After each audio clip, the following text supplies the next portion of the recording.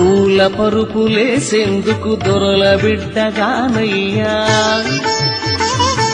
గాలి నీకు విసిరేందుకు చెలికత్తెలు లేరయ్యా. పూల పరుపులేసేందుకు దొరల బిడ్డగానయ్యా, గాలి నీకు విసిరేందుకు చెలికత్తెలు లేరయ్యా. అరుగు మీద కూకుంటా తొడ మీద వరుగు సామి,